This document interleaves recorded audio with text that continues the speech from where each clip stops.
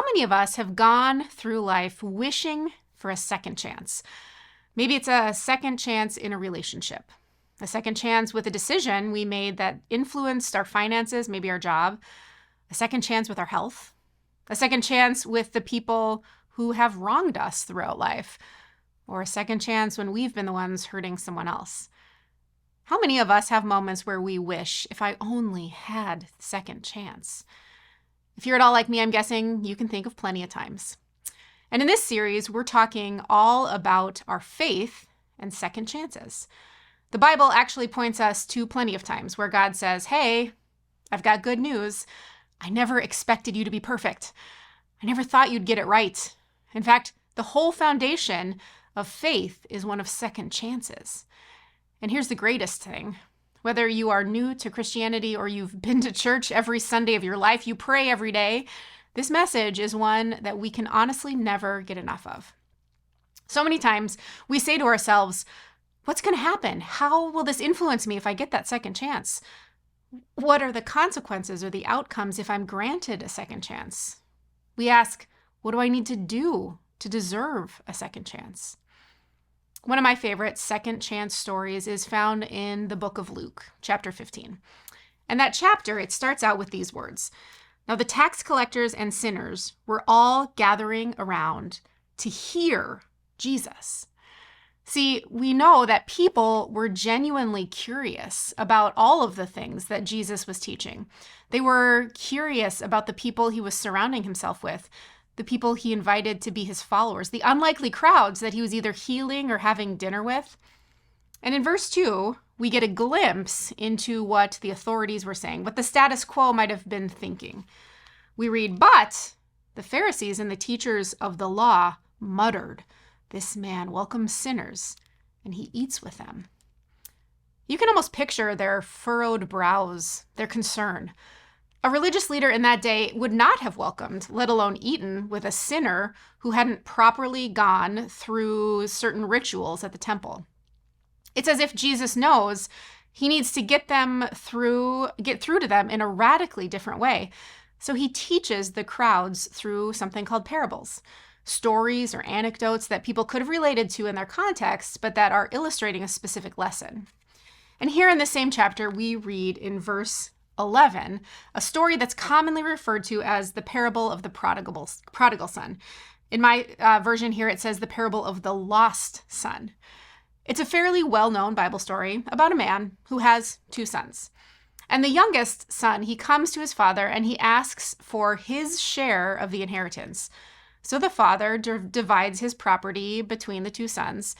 And as we read it today, we might not think much about this request that the younger son had, but the people who were listening to this parable, they quite frankly, they would have been shocked. See, there were societal rules, and it was not okay for a child to ask any parent who was still living for inheritance. It would have been as if the younger son was saying, in my mind, Dad, you are already dead. There was no borrowing from a Roth IRA or dealing with the penalty from an early retirement withdrawal. The normal way during that time that an inheritance would have been divided up at all was in the instance of a father's death.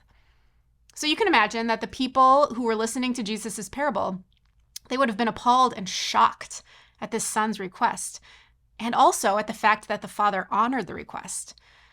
And the story, it continues as we follow the son's decisions. He sets off for a distant county.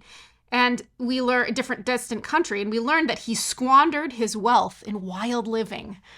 So not only did he lose the money, but we can imagine that he did some things his father would not have been so proud of. It's like the son had his first brush of freedom, and sooner than he knows it, he's lost everything.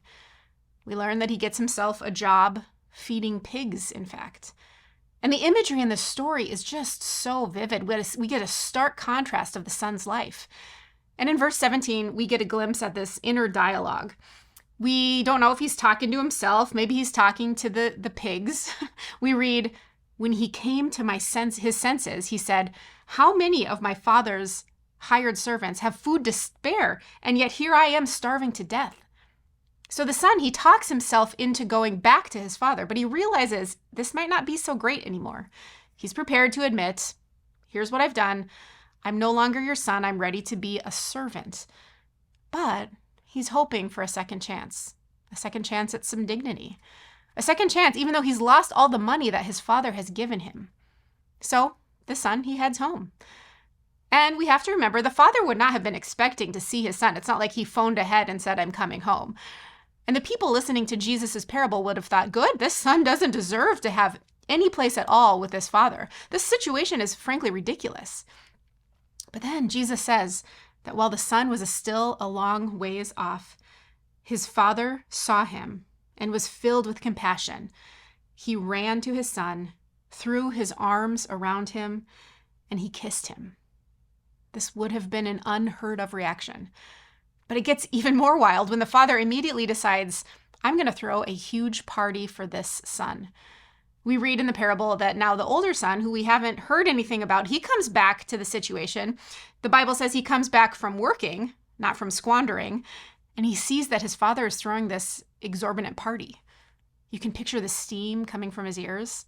A second chance to even show his face around here? No way, but a party? That is downright offensive. And that's when the father says to his older son, we had to celebrate and be glad because this brother of yours was dead and is alive again. He was lost and is found. This story of a second chance, it's a pretty famous one as far as Bible stories go. And when we hear it, there might even be parts of each character in the story that you can connect with. You might relate to the hard-hearted older brother. You might relate to the party-throwing father. You might relate to the second chance-seeking younger brother. Maybe you're looking at your own family system and you're seeing how there have been messed up families from the beginning of time. There's an author that I really like. His name is Mike Foster, and he has spent a lot of his life helping people see the beauty in second chances. And he writes about it both from a perspective as a person of faith and as an advocate for people dealing with specific mental health challenges. And he writes in his book, People of the Second Chance, he writes this, I wished I had learned this basic truth earlier in my own journey, and it's this. The pathway to the second chance life is to wreck the first one. It must all break to be made whole again. If you're in a season of life where you desperately need a second chance, what needs to be wrecked? Is it your ego? Is it your pride that's preventing you from being vulnerable with the people you love?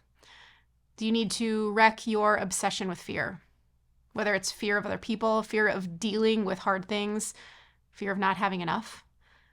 Whatever it is, if you are in need of a second chance, be reminded that God's love always gets through those cracks, through those breaks in our life, through the mistakes and the total blunders.